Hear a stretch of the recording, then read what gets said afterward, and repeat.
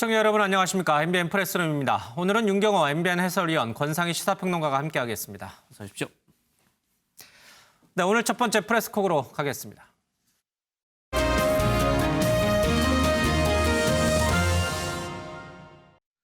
이 시각 주요 뉴스 전해드립니다. 오늘 0시 기준 코로나19 신규 확진자는 38명으로 49일 만에 신규 확진자 수가 50명 아래로 떨어졌습니다. 이 중 국내 발생은 23명입니다. 내일부터 시작되는 추석 연휴 기간 방역이 더욱 중요해졌습니다. 북한군에 피격된 공무원 이모 씨의 친형이 잠시 후인 오후 2시 외신 기자들을 상대로 기자회견을 엽니다. 이 씨는 이 자리에서 대한민국에서 동생의 비극적 죽음을 해결하지 못한다면 국제해사기구 등을 통한 조사도 생각할 만큼 상황이 심각하다면서 국제기구를 통한 조사의 필요성을 언급할 예정입니다. 서울행정법원이 경찰의 개천절 집회 금지 통고 효력을 정지해달라는 보수단체 측 신청 사건에 대해 심문을 진행하고 있습니다. 결론은 이르면 오늘 나올 예정입니다. 최근 수원지법이 코로나 확산 우려를 이유로 경기도 성남의 차량 집회에 대해 불허 결정을 내린 바 있어 이번 서울행정법원의 결론에 관심이 쏠리고 있습니다. 외신들이 BTS 소속사 빅히트 엔터테인먼트의 기업 공개를 비중 있게 보도하면서 주식 부호 반열에 오르게 될 BTS 멤버들을 조명했습니다. 미 CNN 방송은 빅히트의 기업 공개가 BTS를 백만장자로, 프로듀서 방시혁 대표를 억만장자로 만들었다고 보도했습니다. 빅히트는 최근 기관 투자자 수요 예측에서 경쟁률 1117.25대 1을 기록하면서 공모가가 13만 5천 원으로 결정됐다고 공시했습니다. 이 공모가에 따르면 BTS는 멤버 1인당 92억 3천만 원어치의 주식을 보유하게 됩니다. 지금까지 이 시각 가장 핫한 뉴스 프레스 나우였습니다.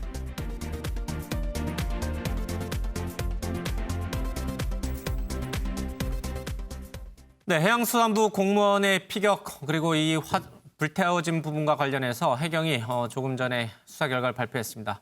먼저 프레스콕에서 이 문제 짚어보겠습니다.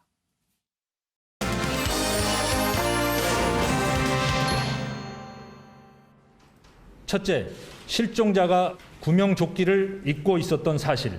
둘째, 실종자만이 알 수 있는 본인의 이름, 나이, 고향 등 신상 정보를 북측에서 소상히 파악하고 있었던 점. 셋째, 실종자가 월북 의사를 표현한 정황 등을 확인하였습니다. 특히 수사팀은 실종자가 구명조끼를 입고 있었던 점을 감안 단순 실족이나 극단적 선택, 기도 가능성은 매우 낮은 것으로 월북한 것으로 판단하고 있습니다. 네, 김태일 기자. 오늘 해경이 피살된 공무원이 월북한 것으로 판단했다라는 얘기가 나와 있고 국방부에서도 이 공무원의 월북에 대한 최초의 판단은 변함이 없다. 이런 입장을 다시 한번 천명했어요. 자, 근거를 좀 살펴봐야 될 것 같습니다. 그렇습니다. 지금 이제 해경의 발표 들으셨는데요. 그 해경은 지금 공무원 이 씨가 자진 월북한 걸로 그렇게 결론을 내렸습니다. 일단은 이 씨가 구명조끼를 입고 있었던 사실을 들었습니다. 그러니까 이것 때문에 단순 실족이나 극단적인 선택을 기도했을 가능성은 매우 낮다 이렇게 판단을 했고요. 그리고 북측에서 이 씨의 이름과 나이, 고향 등 신상 정보를 소상히 파악하고 있었던 사실 등을 이유로 꼽았습니다. 그리고 이제 실종 당시에 이 조류 등을 고려했을 때 인위적인 노력 없이 발견 위치까지 표류하는 건 한계가 있다. 그러니까 표류를 한 게 아니라 본인이 인위적으로 그곳까지 갔기 때문에 이것은 월북이다 이렇게 바뀌었고요. 그리고 선미의 이제 슬리퍼도 하나 남아 있었지 않습니까? 이것도 이제 이 씨의 것으로 확인된다면서 국과수에서 지금 유전자 감식 중이다 이렇게 밝혔습니다. 실종자의 이름, 나이, 고향 등 신상 정보를 북측이 파악하고 있었다는 사실은 우리 해경 관련된 수사원들이 국방부를 방문해서 국방부가 첩보한 여러 정보를 듣고선 판단한 거죠? 그렇습니다. 이전에 이제 국방부 발표에서도 이제 첩보를 통해서 이 그 공무원 이 씨가 그 북한 측에 자신의 이름하고 여러 가지 소속 등을 얘기했다라고 발표하지 않았습니까? 월북 동기도 얘기했고요. 그렇습니다. 자진 월북 의사까지 얘기했다. 이 부분을 첩보로 통해서 이제 알게 됐는데 이 부분을 해경이 파악한 걸로 봅니다. 예. 자, 이 부분과 관련해서는 국방부를 방문해서 국방부 측의 설명을 들은 것이고 다른 부분 그러니까 이 해류와 관련된 부분 그러니까 여러 가지 이 국내 해양수산 관련된 연구기관들의 분석을 종합해 보면 그냥 단순하게 실족했거나 아니면은 뭐 극단적 선택을 위해서 바다로 뛰어들면 아무 장비 없이 뛰어들었으면 해류에 따라서 만약 몸이 실려갔으면 절대 북한 영해로 넘어갈 수 없다는 거죠. 남서쪽으로 가야 된다는 거죠. 그렇습니다. 이제 거리도 보면 이 공무원 이 씨가 실종된 장소하고 발견된 장소가 한 38km 정도 예. 떨어져 있지 않습니까? 그 거리도 먼데다가 당시의 조류 등을 보면 이게 발견된 위치까지 이제 자연스럽게 갈 수가 없다라는 거죠. 북쪽으로 해류가 흐르지는 않았다는 뜻이군요. 그렇습니다. 예. 그렇기 때문에 이 공무원 이 씨가 본인의 힘에 의해서, 그러니까 본인의 자력에 의해서 가지 않는 한은 예. 그곳까지 도달할 수 없다라는 게 해경의 설명입니다. 슬리퍼도 이 공무원 이 씨의 것이 거의 확실하고요. 그렇습니다. 예. 자, 여러 가지 정황 또 과학적인 분석 또 정보 첩보 등을 종합해 봤을 때 이 씨는 자진 월북한 것으로 해경 당국이 이제 파악을 한 것 같습니다. 부수적 요인이 될 수도 있겠습니다만은 그러면 이 씨는 왜 월북을 했을까? 월북을 시도하다 이런 비참한 죽음을 맞이했을까? 이제 그 동기도 궁금해지는데 동기와 관련한 발표는 있었습니까? 일단은 해경도 이제 그 부분에 대해서는 지금 계속해서 이제 조사 중이고요. 예. 오늘 이제 발표 중에 이제 빚과 관련된 얘기가 좀 하나 있었어요. 예. 이 씨가 지금 최고로 이제 3억 3천만 원의 빚이 있는 걸로 지금 파악이 되고 있는데 예. 이 중에 2억 6천만 원 정도가 이제 도박 빚이었다 이런 발표가 있었거든요. 애초에는 뭐 한 몇천만 원, 수천만 원 정도라고 했는데 억대 단위였군요. 그렇습니다. 예. 이제 그 부분에 대해서 해경이 발표를 했는데 그 부분 같이 한번 들어보시죠.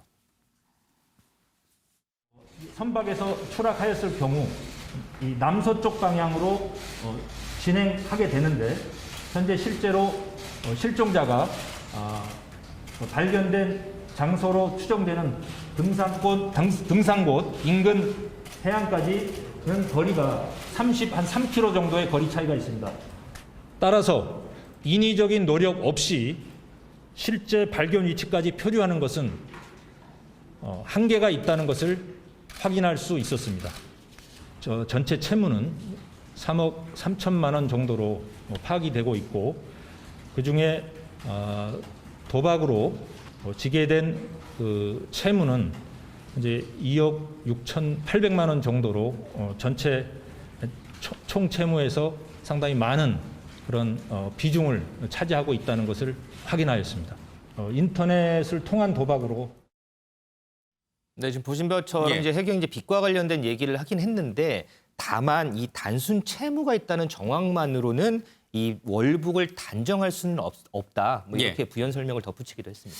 그러니까요. 전체 빚이 3억 3천만 원, 이 가운데 인터넷 도박으로 2억 6천만 원, 2억 7천만 원 정도의 빚이 있는데 이것이 월북 동기로 단정할 수는 없다. 다만 단정할 수는 없지만 여러 요인 가운데 하나로 유추해 볼 수는 있다. 이런 맥락이군요. 그렇습니다. 알겠습니다.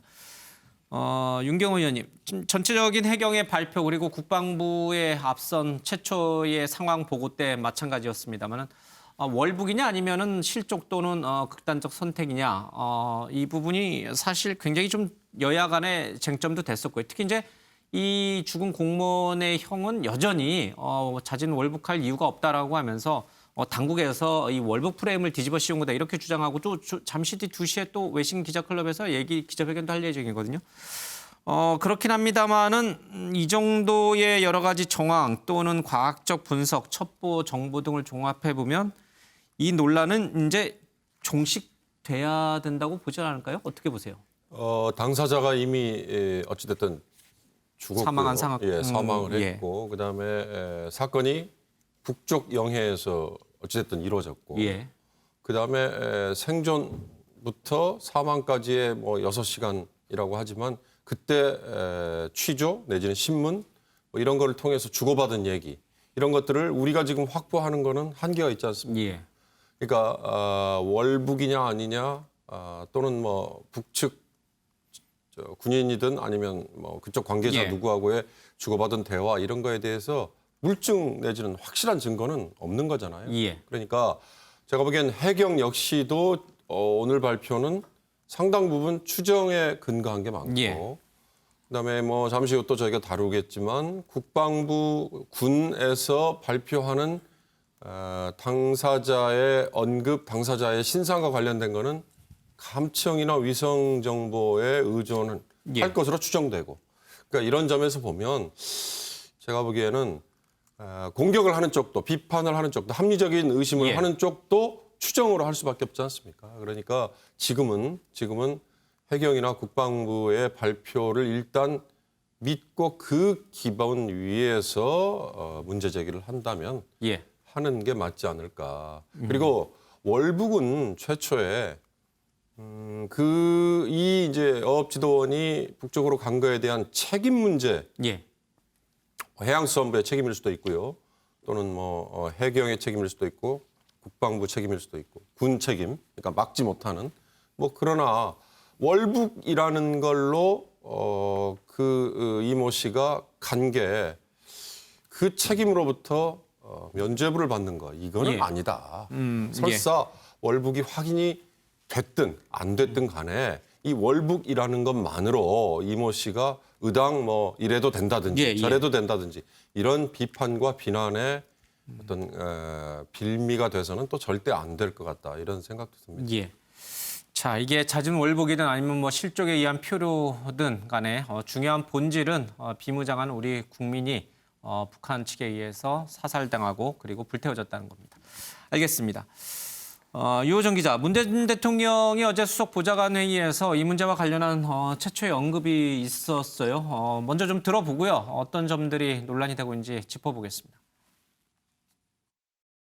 희생자가 어떻게 북한 해역으로 가게 되었는지 경위와 상관없이 유가족들의 상심과 비탄에 대해 깊은 애도와 위로의 말씀을 드립니다.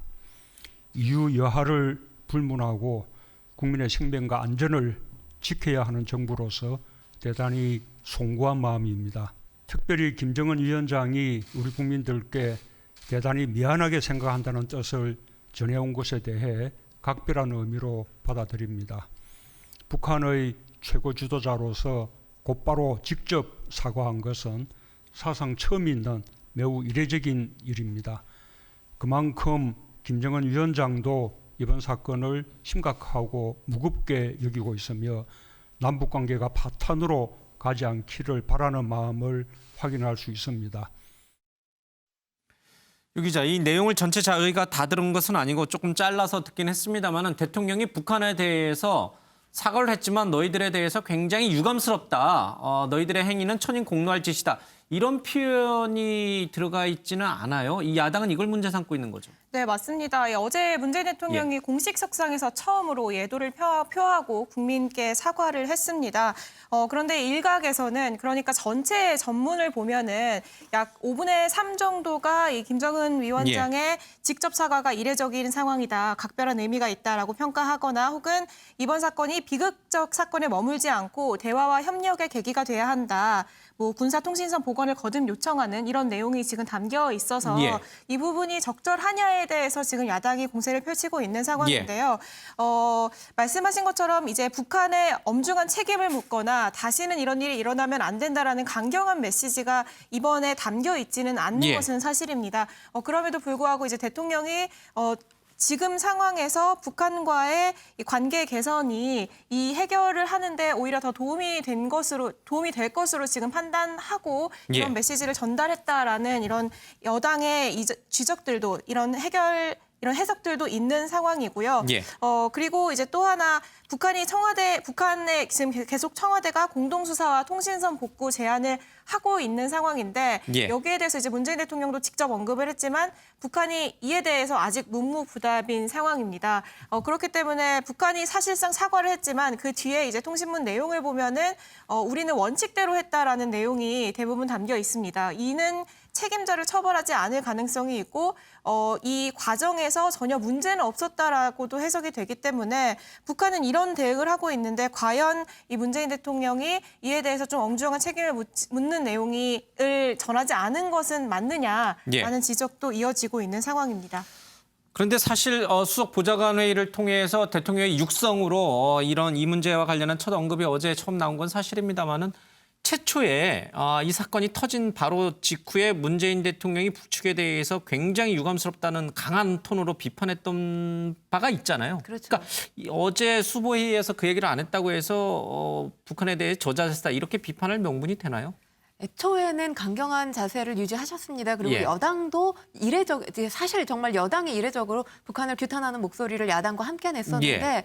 그것이 이 김정은 위원장의 미안하다는 사과? 사과가 오면서 입장이 달라졌어요. 예. 그렇기 때문에 지금 국민들도 그 부분에 대해서 비판을 하는 것이 아닌가 싶고 또 국민의힘 같은 경우도 이에 대해서 지금 강도 높은 비판을 하고 있는 게 예. 아닌가 싶은데 일단 중요한 게 사과했다는 것도 물론 이례적인 평가를 받고 있기 때문에 그건 그 자체로 평가를 해야 되겠지만 중요한 건 어쨌든 지금 정부가 우리 국민의 안전과 생명을 지키지 못한 것이 결과로 예. 드러났기 때문에 이 부분에 대해서는 정부가 책임 있는 자세를 보여야 되는데 그 지금 수색에 나선 것도 중요하지만 중요한 게 지금 우리만 수색에 나선다고 이게 예. 해결될 문제가 아니죠. 남북 공동수색, 공동조사가 필요한 상황인데 기자님께서 말씀하셨지만 지금 북한에서 아무런 반응이 없는 상황이에요. 예. 근데 이 부분에 대해서 문재인 대통령께서 보다 더 조금 강경한 어조로 지적을 했다면 예. 북한이 태도를 좀 바꾸지 않을까라는 생각이 드는 게 이례적으로 아주 빨리 김정은 위원장이 그 이전에 보이지 않았던 사과하는 모습을 보였다는 것도 예. 저는 문재인 대통령께서 그동안 북한에 대해서 한 번도 규탄의 목소리를 내신 적이 없는데 그 목소리를 냈기 때문에 저는 또 이례적으로 사과가 빨리 우리에게 전달이 되지 않았나라는 생각이 들거든요. 그렇기 때문에 북한이 사과를 넘어서 행동하는 모습을 보이기 위해서는 대통령께서 보다 더 좀 적극적으로 보다 더 강경한 이 대응책을 예. 주문하시는 게 어떨까 싶습니다. 예, 북한의 사과를 놓고 그 정도는 성이 안 찬다. 너네 더 진정성을 보여라. 이렇게 대통령이 얘기하는 것이 올바른 것인지 아니면은 북측의 사과를 어느 적정선에서 받아들여서 남북 대화의 모멘텀을 살려나가는 계기로 삼는 것이 더 중요한 것인지 아마 청와대의 고민이 깊었던 것 같습니다. 김태일 기자, 어제 그 강민석 청와대 대변인이 후속 브리핑이 있었어요. 물론 이제 이것도 서면으로 이뤄지긴 했습니다만은 지금 야당이 문제 삼고 있는 것이 문재인 대통령이 북한에 대해서 왜 저자세냐 이 부분도 있고 또 하나는 도대체 우리 국민이 북한에 의해서 피격당하고 불태워질 때 대통령이 도대체 무엇을 했느냐, 잠을 잤느냐 이 부분 아니겠습니까? 그렇습니다. 어제 강민석 대변인이 조목조목 논리적으로 반박을 하긴 했는데 시간대별로 뭐 했는지는 얘기 안 한 것 같아요. 그렇습니다. 이제 구체적으로 나오진 않았는데 어쨌든 간에 야당에서는 지금 소위 얘기하는 대통령의 47시간에 대해서 공개하라고 계속 예. 압박을 하고 있지 않습니까? 그래서 청와대 강민석 대변인이 어제 서면으로 이런 얘기를 했어요. 그 시간은 단호한 결정을 위한 고심의 시간이자 정보 확인을 위해 소요된 시간이다. 예. 사안이 너무 중체됐고 신뢰성이 있는지 거듭 확인이 필요했다 이런 설명을 했는데 그러니까 야당에서 제기하는 그 시간까지 대통령은 아무것도 하지 않았다라는 이런 주장에 대해서 이제 반박하는 브리핑을 한 겁니다. 이와 더불어서 이제 이 씨가 북한군에게 살해됐다는 첩보가 문 대통령에 보고되는 과정도 설명을 했는데요. 23일 새벽 1시에 열린 긴급 관계장관 회의에서 토막난 정보를 토대로 사실관계를 추론하고 정확선을 확인하기 위해서 노력했다. 예. 그리고 사실관계를 확인하지 못한 상태에서 6시간 뒤인 23일 오전 8시 반에 대통령에게 보고됐다. 이런 예. 설명도 덧붙였습니다. 그러니까 노영민 비서실장 주재로 관련된 장관들이 모여서 긴급 회의를 할 때까지만 하더라도 이 공무원의 피격과 불태워진 사실은 첩보 정도의 수준에서 조각조각 퍼즐을 맞추고 있는 상황이었다. 그렇습니다. 예. 윤경호 의원님, 이 당시에 그러니까 첩보 상황 수준의 여러 가지 조각들을 퍼즐 맞추듯이 맞춰가고 있는 그 상황에 잠자고 있는 대통령을 깨워서 대통령님 이런 첩보들을 종합해 보니 우리 측 공무원이 피격당하고 불태워진 것 같습니다라고 보고를 하는 게 옳은 것인지 아니면은 잠자고 있는 대통령 깨워서 첩보 내용 보고해봐야 대통령이 할 수 있는 얘기는 첩보 내용이 좀 더 사실로 확인을 해라 이 지시밖에 내릴 수 없으니 그냥 잠자게 냅두고 아침에 일어났을 때 정식으로 보고하는 게 옳은 것인지 이게 여야의 사실은 굉장한 지금 대척점이거든요. 저는 청와대 강 대변인이 예. 정말로 대통령이 잠자고 있었기 때문에 보고를 안 했다 이렇게 표현을 했는지 예. 마크 브리핑에서도 그렇게 표현을 했는지 모르지만 대통령이 자고 있었기 때문에 깨우지 않았다 이건 중요한 것 같지는 않아요. 예. 얘기한 것처럼 우리 국민이 사살이 됐고 심지어 불태워져서 처리가 됐다라는 게 첩보였기 때문에 대통령에게 보고를 하기가 좀 조급했다. 예. 덜 무르익었다. 이렇다면 이해는 가요. 그러나 조금이라도 그 정보가 확인이 된 상황이었다면 저는 왜 관계장관 회의도 노영민 실장 주재가 아니라 대통령 주재로 못했을까? 새벽에 1시 반에. 라는 생각이 들어요. 그리고 대통령의 대면 보고가 그 다음날 아침 8시에 있었다고 하지만 제가 지난 시간에도 한번 말씀드렸습니다만 23일 오전에 사성 장군 6명의 진급식 그리고 그 자리에 서욱 국방장관이 청와대에 들어와서 대통령과 만납니다. 그 자리에서 대통령이 언급을 하지 않았어요. 예. 그리고 조금 더 지나면 25일 국군의 날 기념식 때도 전 장병들에게 가는 메시지, 전 국민에게 가는 메시지인데도 언급을 하지 않았어요. 단호히 대응한다는 표현은 들어가 있었어요. 예, 자, 이 대목에서 저는 우리 김 앵커가 방금 굉장히 중요한 지적을 했다고 보는데 문재인 대통령이 전면에 나서지 않고 어찌 보면 자제를 하고 끝까지 나서지 않았다는 것 때문에 북한의 사과가 빨리 나왔을까. 그랬다면 이건 굉장히 옳은 판단이다. 결과적으로는. 신중에 신중을 거듭한 신중에 게 신중을 옳은 거듭한 판단이었다. 끝에 북한의 사과를 오히려 빨리 끌어냈는데 어찌 보면 잘 대응을 한 거다라는 결과로 이어질 수 있어요. 예. 그러나 지금 야당의 공세나 일반 국민의 정서로는 우리 국민이 저렇게 처참하게 당했다고 하는데 대통령이 그 시간까지 이런 방구 언급을 하지 않는 거 그걸 그렇게까지 뒤로 미뤄야 될 사안이었느냐. 예. 이거에 대해서는 어느 쪽이 옳다라고 저는 결론을 쉽게 내기는 어렵다. 예. 어찌됐든 지금 대통령이 시간대에 뭘 했느냐를 공개해라. 이건 제가 보기엔 중요하지 않은 것 같아요. 예. 이건 감성적으로 공격하기엔 쉬운데 자 22일 저녁에 대면 보고가 아닌 서면 보고를 했을 때 상황과 23일 아침에 대면 보고를 할 때 상황 그리고 그 다음으로 이어지는 각 과정에서 과연 우리가 북한에게 어떻게 대응을 하고 어떻게 공세를 펴는 게 맞을지에 대한 정무적인 판단을 어떻게 했는지를 밝혀라. 이렇게 말하는 게 저는 지금 대목에서는 오히려 청와대와 야당 간의 대화가 그러니까 뭐 어찌 보면 비판이 더 생산적으로 이루어질 수 있는 길이 아닌가. 대통령의 행적을 조목조목 다 공개해라. 뭐 박근혜 대통령의 세월호하고 비슷하지 않느냐 이렇게 얘기하는 거는 이건 그냥 감성적인 접근에 불과하기 때문에 계속 끌고 가기는 어려울 걸로 보입니다. 알겠습니다. 유호정 기자, 이 공무원의 상황과 관련해서 조각조각의 첩보 수준을 맞췄다라는 게 어제 강민석 청와대 대변인의 얘기인데 그 퍼즐을 맞춘 결과 이 공무원이 북측에 의해서 피격이 되고 불태워졌다라는 결론은 도달했습니다. 다만 그 과정에서 북측이 그러면 이 공무원을 바다 위에 그냥 6시간 동안 계속 떠 있게 한 것이냐 아니면 또 끈을 던져서 끈을 묶어서 질질 끌려갔다 그렇게 보도된 언론도 있었고요.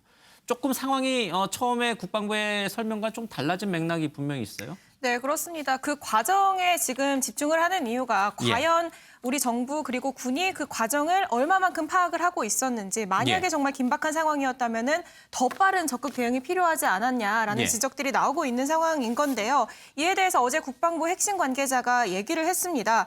북한이 이 실종된 우리 공무원을 원래는 사살하기에 앞서서는 상당 시간 동안 신원을 확인하고 구조하려는 정황을 확인을 했다. 그러면 그 끈에 묶어서 끌고 갔다는 밝혔습니다. 표현보다는 구조를 하기 위해서 로프를 던져주고 매달린 상황에서 움직였다 이런 표현이 맞겠군요. 네, 뭐 어떻게 보면 뭐 신원을 확인하고 구조한 정황을 구체적으로 얼만큼까지 확인했는지는 모르겠지만 어쨌든 당장 북한이 뭐 사살을 하려는 듯한 움직임은 보이지 않았다. 그렇기 때문에 정부의 늑장 대응은 아니었다라는 게 지금 정부의 설명으로 보이는데요.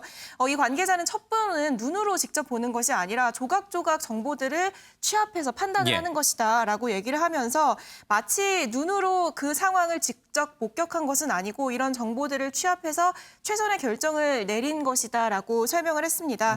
다만 이렇게 되면은 앞서 북한이 이 결정 통지문을 통해서 이 과정에 대해서 설명을 했잖아요. 근데 이 과정을 북한이 설명한 이 과정을 사실상 방박하게 되는 셈이 됩니다. 그러니까 북한이 앞서서 우리 공무원이 불법 침입을 해서 이 단속 명령을 했는데 여기에 불응을 했고 이에 따라서 약 40-50m 정도 떨어져서 총격에 의해서 사살했다라고 얘기를 도주하려고 했습니다. 했다 이런 뜻이었죠. 네, 그렇기 때문에 북한이 마치 이 공무원에 대한 신원 확인이 없었던 것처럼 이 과정이 없었던 것처럼 이제 설명이 됐는데 우리 지금 당국 군 얘기를 따르면은 신원 확인 과정이 있었고 뭐 이 중간에 북한이 뭐 구조하려고 했던 예. 정황이 있었다면은 이 통지문과는 사실상 다른 상황이고요. 이렇기 때문에 야당에서는 결국에 이 북한의 통지문은 믿을 수 없는 사실이다라고 주장을 하고 있는 상황입니다.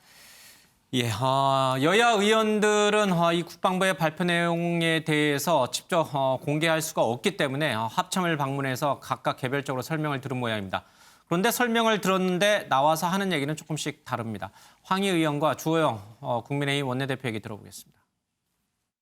다양한 경로로 획득한 한미 간의 첩보와 정보에 의하면 우리 유가족에게는 대단히 안타깝고 죄송스럽습니다마는 월북은 사실로 확인되어 가고 있는 것 같습니다. 한미연합정보는 세계 최고의 수준으로 팩트 중심으로 분석되고 있습니다. 지금은 뭐 합참 국방부를 구별할 필요도 없고요. 우리 이 군사당국 그쪽의 보고인데 어제 연유를 발랐다는 표현이 있다는 보고를 들었습니다.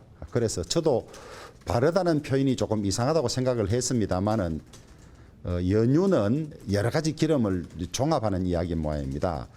그래서 저희들이 입수한 SI 특별 정보에 바르다는 표현이 있다고 해서 제가 그렇게 옮겼습니다만은 정확한 표현은 저도 아직까지 직접 확인을 못했습니다.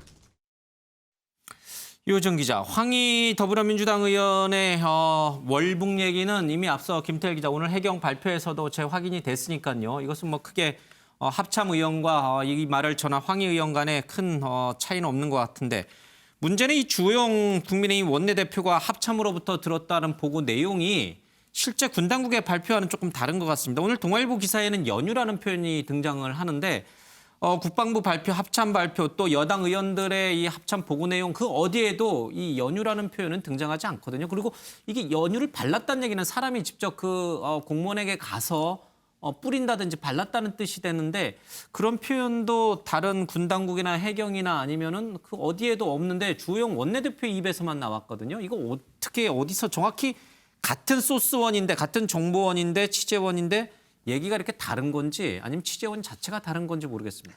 네, 그렇습니다. 이게 지금 부정확한 부분인데 예. 사실 연유를 발랐다라는 거는 직접 가서 그러니까 가까이 다가가야 되는 상황인데 지금 분석하기로는 코로나19 때문에 이런 예. 대응을 했다라고 하는 건데 이게 모순이 되지 않습니까? 그렇기 때문에 이게 어떤 쪽으로도 좀 모순점이 있기 때문에 기자들의 질의도 있었고 계속해서 의문이 제기됐는데 그래서 이제 주호영 원내대표도 이런 주장을 오전까지 했다가 예. 정확한 단어까지는 확인을 하지 못했다라는 얘기를 직접 했습니다. 지금 여당과 야당과 지금 충돌하고 있는 부분이 이 시신을 태웠다라는 부분을 결의문에 넣을지 말지를 두고 지금 이 입장차를 좁히지 못하고 있는 상황인데요. 여기서 이제 주호영 원내대표가 조금 더 강하게 이 부분을 넣어야 된다라고 얘기를 하면서 국방부가 감청을 통해서 연유를 발라서 태우라고 했다는 점을 확인했다라는 이런 주장을 지금 한 상황입니다. 다만 여러 의원들이 주호영 원내대표가 이 관련 기록을 확보했다는 주장에 대해서는 부정확하다고 선을 긋고 있는 상황인데요. 이 같은 당의 하태경 의원 역시 어떤 특정 단어를 썼다라는 이야기를 한 적은 없다. 라고 얘기를 했습니다. 그렇기 때문에 구체적으로 어떤 소스에서 이런 얘기가 나온 건지 그렇다면 주호영 원내대표가 어떤 얘기에서 이런 주장을 하고 있는 건지는 좀 앞으로 밝혀져야 할 것 같습니다. 예. 연유라는 게 뭔지 저희들은 뭐 잘 쓰지를 않으니까요. 그러나 북한에서는 이제 기름을 통칭해서 연유라 한다 뭐 이런 주장도 있습니다. 어쨌든 간에요. 우리 공무원을 총으로 쏜 다음에 사체에 다가가서 기름을 몸에 바르고 불태웠다라고 하면 그야말로 천인공노할 행위가 있기 때문에 도덕적 비판을 벗어나기 어려운 것 같습니다. 이 부분은 조금 확인을 좀 더 해봐야 될 부분이 분명히 있어요. 국방부 당국에서 합참에서 들었다고 하니까 합참 관계자나 국방부 관계자가 이 부분을 좀 정확히 설명해 줘야 될 것 같습니다. 오늘 국민의힘 진상조사 TF가 합참 방문 조사 결과를 발표했는데 뭐 주호영 원내대표는 이미 뭐 들었던 것 같고요. 예. 새로 나온 내용들이 있습니까? 그렇습니다. 그러니까 이제 북한이 통지문을 통해서 발표했던 내용들은 대부분 모두 거짓이다 이런 내용인데요. 일단 이제 북한 같은 경우에는 그 80m 거리에서 이제 신원을 확인했다 이런 얘기를 했잖아요. 그렇죠. 이것도 이제 거짓이고 그리고 부유물 위에 이제 시신이 없는 상태에서 불을 붙였다라고 발표했는데 이것도 거짓이라는 얘기입니다. 그러니까 이 조난자가 기진맥진에 있는 상태에서 80m나 떨어진 거리에서 묻고 답했다는 것 자체가 이건 말이 되지 않는다라는 그런 설명이고요. 예. 또 당시에 이제 파도가 1m 정도 치는 상황에서 어떻게 40-50m 거리를 두고 사격을 할 수 있느냐. 예. 그리고 이 시신이라도 구명조끼를 입고 있었기 때문에 총을 맞아도 물에 가라앉지 않는다 때문에 부유물을 태웠다는 얘기도 이건 다 거짓이다 때문에 북한이 통지문을 통해서 발표했던 내용은 모두 거짓이다라는 게 지금 국민의힘 측의 주장입니다. 그러니까 그 얘기는 합참 방문을 통해서 합참으로부터 들은 얘기가 아니라 이 TF에 속해 있는 국민의힘 의원들이 북측 발표를 믿지 못하겠다라면서 지금 한 일종의 주장에 불과한 거죠? 그렇습니다. 이제 합참을 통해서 이제 이런 내용을 파악했다라고 발표를 한 게 아니고요. 합참은 합참대로 이제 어쨌든 간에 진상조사위원회에서 확인은 했고 어쨌든 그거는 이제 차치해 두고라도 우리의 이런 설명에 따르면 북한에서 발표한 내용은 전혀 이해가 되지 않는다라는 그런 주장입니다. 예. 더 이상 월북이냐 아니냐 이 부분에 대해서는 이제 말을 하지 않는군요. 그렇습니다. 그것은 이제 아마 합참 방문을 통해서 국방부가 파악하고 있는 여러 가지 정보 자산, 첩보 내용들을 아마 들었던 것 같아요. 그래서 월북 논란은 이렇게 정치권에서 일단락이 되는 것 같긴 한데 정말 북한의 조사 내용이 사실이냐 이 부분에 대해서는 개인적인 여러 가지 추론들을 계속 꺼내는 모양인 것 같습니다. 알겠습니다. 내용이 나오는 대로요. 그리고 오후 2시쯤 지금 시각이 2시인데 이 형이 외신기자클럽에서 관련된 내용들을 할 예정이어서 저희들이 연결이 되면 중계로 좀 전해드리도록 하겠습니다.